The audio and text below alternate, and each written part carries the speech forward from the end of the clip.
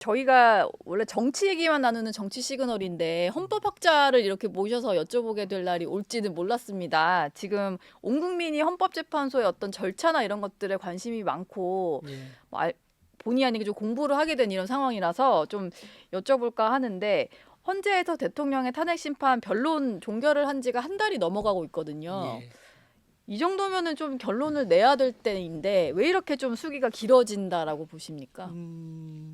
제가 볼 때는 일단은 처음에 국민 누구나가 생각했듯이 탄핵이 거의 확실시하는 분위기였었죠. 예. 그런 의미에서 볼 때 헌법재판소 초기 재판 분위기도 탄핵을 전제로 한 재판이 이루어졌는데, 근데 재판을 하다 보니까 새로운 사실들이 등장하고 네.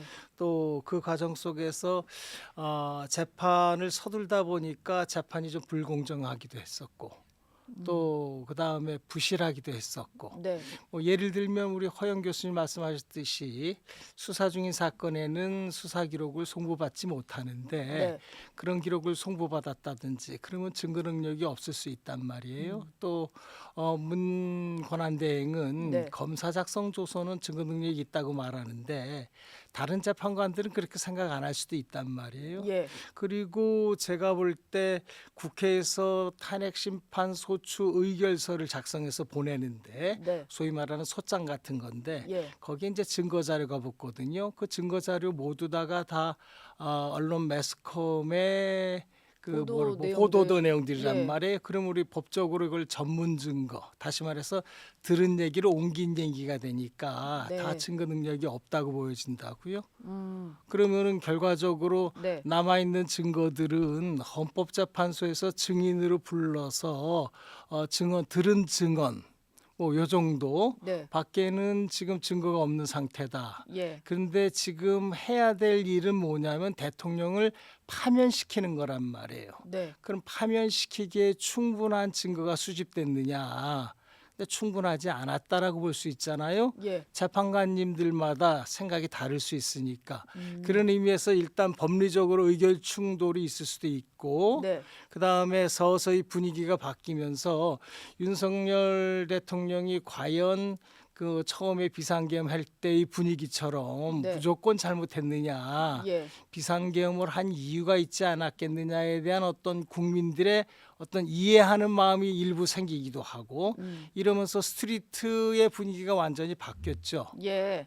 그런 게 제가 볼 때는 그런 의미에서 볼 때 게다가 또 이 탄핵 심판이 진행되는 과정 속에서 민주당과 이재명 대표가 보여준 그 모양새는 굉장히 서두르고 있거든요. 네. 굳이 그렇게 안 서두르고 차분하게 가도 되는 상황이고 원래 이 대통령 탄핵이 무서운 사건이에요. 네. 그렇죠. 내전 상황이기 때문에 네. 이럴 때일수록 국민들을 가라앉혀서 그러면서 심판을 진행하고 그 결과로서 뭐 탄핵이 되든 또 탄핵 기각이 되든 그건 그다음 문제라 하더라도 거대 야당답게 네. 내가 볼 땐 차분하게 진행했어야 되는데 그런 모습이 아니고 초조하게 움직이고 있고 그다음에 그 굉장히 강압적인 모양도 보이고 그러니까 국민들 입장에서 볼 때 예. 이게 뭔가라고 하는 생각이죠.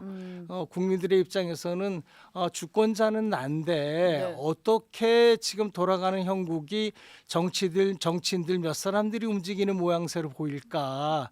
그 부분에서 국민들이 의아해하기 시작했고 네. 그런 것들이 뭐 여론에도 반영되고 있고 그다음에 이제 물론 광화문 스트리트는 완전히 탄핵 반대가 훨씬 더 많은 형국으로 가고 있지 않나 이런 예. 생각이고 네. 그렇다면은 결과적으로 어떤 식이냐면 초반에 생각했던 8대 빵 탄핵 예. 또는 뭐 밀려도 6대2 탄핵은 쉽게 될 줄 알았는데 그렇지 쉽지 못한 않다. 상황이 됐다. 예. 그러면은 이제 다수 재판관 입장에서 볼 때는 탄핵을 해야 되는데 숫자가 안 맞으니까 지금 길어질 수밖에 없는 거 아니냐 이런 상황을 예상해 예. 볼 수 있습니다. 지금 황도수 교수님 모시고 얘기를 하고 있는데 교수님 목소리가 좀 안 들린다는 분들이 계셔가지고 좀 의자를 그렇습니까? 가까이 마이크 가까이 뭐. 앉아주시면 네 예, 이제는 좀 괜찮습니까? 괜찮을 것 같습니다. 예. 헌법재판소에서 헌법재판관으로 10년간 재판관이 아니고 예, 연구관, 네. 연구관이죠. 예. 그 지금 이제 저희가 보고 있는 게 8명의 재판관이고 그 밑에 연구관분들이 예. 계시고 예, 그렇습니다. 뭔가 하여튼 이제 연구관들이 준비한 것을 토대로 해서 다 재판도 진행이 되고 이런 거잖아요. 예. 재판 연구관으로 10년간 일을 하셔서 절차는 누구보다 잘 아실 것 같습니다. 근데 지금 말씀해 주신 걸 보면은 그 변론 과정에서 있었던 조금씩의 어떤 절차적인 문제, 그 증거 능력의 인정 문제 이런 것 때문에 예. 재판관들마다 의견이 달라서 길어지는 것 같다라고 말씀을 주셨고 일각에서는 그러다 보니까 아예 숫자를 박아서 지금 5대3 대드락 상태에 걸린 것 같다 뭐 이런 얘기들을 해요. 예, 예. 그 충분히 교수님 가능하죠. 보시기에도. 예, 예. 예. 기본적으로 우리 이진숙 방통위원장 선거 사건 때 4대4가 나왔죠. 네. 그때 이제 일반적으로 국민들이 생각할 때, 네 분의 재판관님은 이제 주로 이제 윤석열 대통령의 탄핵 쪽에 가담할 거라고 예상할 수 있었고, 예. 그다음에 나머지 네 분 중에 이제 어떤 성향일까 이렇게 분석이 대충 되고 있는 상황인데, 네. 지금도 생각해도 또 그 이후에 한덕수 총리의 사건을 보게 되면은 각하가 두 분 있었단 말이에요. 예. 그리고 기각이 한 분 계셨고 기각이 이제 여러 분 계셨지만 그 중에서 완전히 법 위반이 없다는 기각을 하신 분이 계시니까 예. 결과적으로 지금 예상할 수 있는 그 재판부 8분 중에서 지금 다퉈지는 상황도 마찬가지로 한 3분 정도는 아마 강력하게 그 탄핵 인용을 거부하고 있는 건 아닌가. 나머지 한 분은 좀 왔다 갔다 하실 것 같고 네. 뭐 이런 분위기라고 다 대충 예상할 수 있습니다.